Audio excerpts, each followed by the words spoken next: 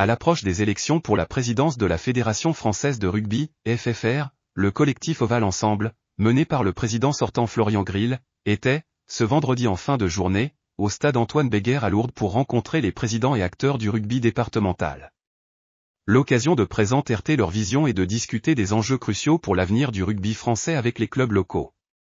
Avec une liste nationale de 38 membres représentant une diversité régionale et une expérience collective impressionnante, Oval Ensemble propose un programme ambitieux articulé autour de 6 axes principaux, visant à accroître le nombre de licenciés, soutenir financièrement les clubs et élever le niveau du rugby français.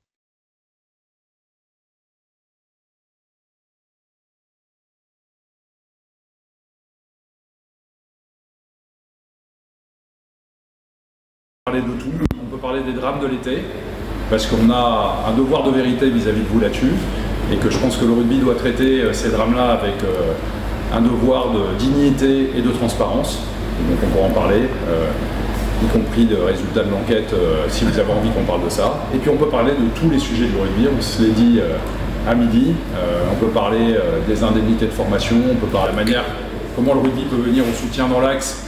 Un mot qu'on aime bien, le soutien dans l'axe, des collectivités pour les investissements, parce que c'est vrai que les installations datent souvent des années 70.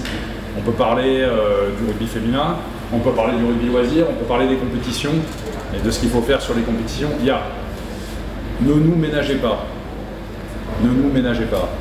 Si on vient sur le terrain, moi j'ai fait depuis que je suis élu 142 déplacements, depuis que je suis en campagne, parce que là c'est pas le président qui vous parle, c'est le candidat 40, je dois être au 42e ou 43e déplacement. Moi, ce qui m'intéresse, c'est qu'on se parle vrai. Voilà. Donc, entrez-nous dans le chou, posez les questions. La première est la plus difficile. Merci. Quels sont vos principaux objectifs dans la campagne que vous menez? Nous, c'est très clair. Hein. Alors, on va oublier le redressement des comptes de la Fédé, parce que je vais vous embêter avec beaucoup de chiffres, mais c'est, comme Monsieur le maire, un objectif. Nous, on veut redresser la Fédé en 3 ans, sans plan social et sans impôts supplémentaires sur les clubs. Et après, on a 4 priorités. 1, la relance du nombre de licenciés, augmenter le nombre de licenciés, la relance du rugby par la base. Le rugby est en train de se concentrer uniquement sur les grandes villes et on est en train de faire crever le rugby dans les villages et les villes moyennes. Et donc je pourrais détailler, je ne vais pas le détailler maintenant, on fera en conclusion. 2, transformer la fédération en fédération à mission, c'est-à-dire assumer un rôle sociétal. Vous entendez parler de l'accès handicap, etc. Et très concrètement pour les clubs, ça nous a permis en 1 an de trouver 4 millions d'euros. 4 millions d'euros. On pourra rentrer dans les détails, mais pour des clubs qui bossent sur la féminisation, pour des clubs qui bossent dans le rural, pour des clubs qui bossent dans les quartiers prioritaires de la ville, pour des clubs qui trouvent des emplois. Ça, c'est la 2e priorité. La 3e priorité, c'est le poids de la Fédé à l'international. Sur 20 commissions à World Rugby, avec 10 personnes à chaque fois, dans toutes les commissions, donc 200 personnes, il y avait 2 Français. 1% de Français pour 200 personnes, alors qu'on représente 17,5% des licenciés mondiaux. On a besoin de peser à l'international. Vous avez vu qu'on avançait nos pions. Abdelatif Benazi qui se présente à la candidature de World Rugby parce qu'on a une vraie vision.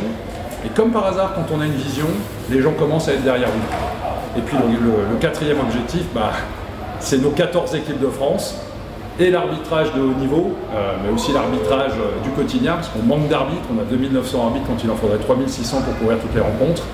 Et les 14 équipes de France, c'est la tête de gondole. Et donc on a besoin de faire rêver à 15 comme à 7.